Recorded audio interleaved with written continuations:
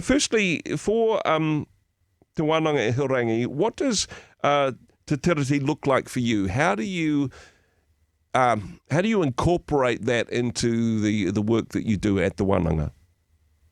Yeah, I guess firstly it's very easy to politicize Te Tiriti o Waitangi, and you can ask that question, well, how do you take the politics out of Te Tiriti o Waitangi? I think it's a day-to-day living of Te Tiriti o Waitangi. So at the heart of Te Tiriti o Waitangi, it's protecting our taonga from a te ao Māori perspective, Yeah. and te reo is forefront for protecting our taonga as one of our key taonga. And so being able to see the revitalization of te reo Māori, our tikanga, our practices, to see them within an urban setting here in West Auckland, where there's deep history on revitalizing the te reo Māori, particularly with Hoani, Waititi, Marae.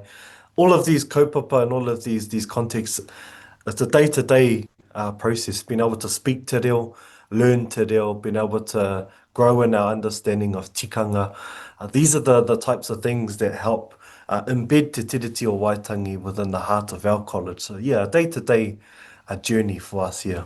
And a wonderful thing, and God is certainly blessing and flourishing the work that you are doing there.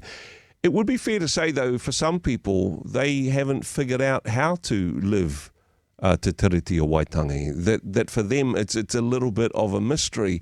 And if you add a layer to that, hey, the government tells me that I have to do this thing that I don't really understand, and now I really don't want to do this thing. Making something compulsory doesn't necessarily make something popular, even if it's important, right? Yeah, totally. I mean, I wouldn't want to force anyone to do anything. I think the onus becomes on the individual to go, oh, how about choosing Te Tiriti o Waitangi? Yep. Why would I want to choose? Why would I want to choose a kaupapa like Te Tiriti o Waitangi? I don't have a part to play in that. I think of our Pākehā students, our tangata tiriti students who have joined, who don't necessarily whakapapa Māori and don't have a close connection to te reo Māori, but are choosing this journey anyway. They Yep. see a New Zealand and Aotearoa future that is able to speak te reo fluently. Ahakoa whakapapa, even though you might whakapapa to different ethnicities, that te reo Māori has a place. And so therein lies a challenge perhaps to go, oh, is this something being forced, or is this something that I can actually choose to do, to be able to see the choice in it? Yeah. Yeah, and I think that is an important distinction. And hey, maybe accidentally the government's done us a favour in this regard, so that hopefully we can have some grown-up conversations about, now that it's no longer compulsory, now that it's no longer, oh yeah, the government says we have to do this, so tick the box, that's us doing it. An actual conversation about what does that look like for us as an organisation, for us as a school, what does that look like at a governance level, on our school board, not because we have to, but because we want to. If you're forced to have a relationship, that's not a relationship, is it? Yeah, that's right. Yeah, relationship is such a key word there. Being able to be willing to choose your friend, your partner on the daily. And it's the individual level from student to student, and also the board level. I think of our relationship with Laidlaw, being Hmm. able to open partnership here, being able to use some of their systems, but also to see them grow in their relationship with Te Ao Māori, to have a strong partnership with us and being able to say, yeah, like this is who we are, this is who we want to be, being able to see to journey together, to see that journey go well. And yeah, it's flourishing well here.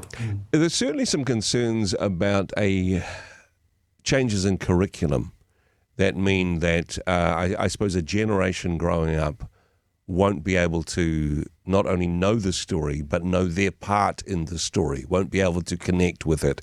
And hey, if there's a disconnect within our society at the moment with people saying, well, look, I don't understand the treaty, I don't understand how I can live that on a daily basis. If we take it out of the curriculum, that's not likely to get any better anytime soon. Important for this to be a part of what we do, But again, look, teachers can opt in on this.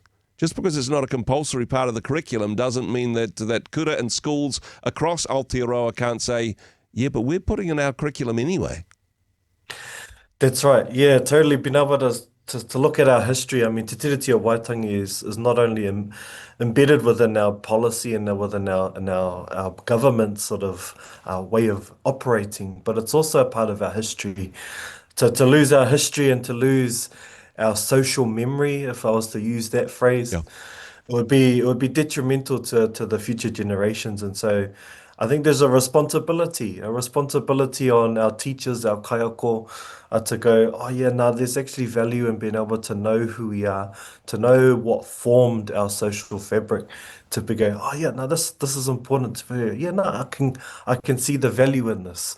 Yeah. And so being able to encourage us, our kaiako, our students even to go, no, look, this is important. We need to know who we are, to know where we've come from, what's shaped us and what's formed us, to better project us into the future. And hey, within a generation, once the young people who have studied this have had perhaps some robust conversation at the school level, when they get to be the people involved with the governance, when they're on the local school boards, when they're graduating from Teachers College, that's already in place. They don't have to struggle with, so what does it look like for me to embody, to live out the treaty, because that's already been part of their lived experience, right? Yeah, that's right. I think it's being able to be alert to the very political nature that we find ourselves in, Yeah.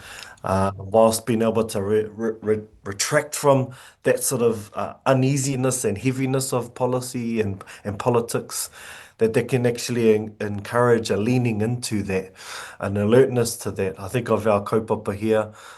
We have whānau from Karuwha involved in our kaupapa. Yeah. We've had some of our whānau go down to the Ngāti Pāwa settlement claims on the past few days, actually. And so being able to see the leaning into, the curiosity, the openness to lean into kaupapa that are involved around politics and te tiriti, that foundation is needed to be able to do that. So yeah. And hey, as you were saying beforehand, perhaps useful to remove the political lens, or even to remove the cultural lens, to say that this is, regardless of where we sit politically, regardless of where we whakapapa to, we should be able to have some grown-up conversations about what this means for us as a nation going forward, not because somebody told us to, but because it's part of who we are, right?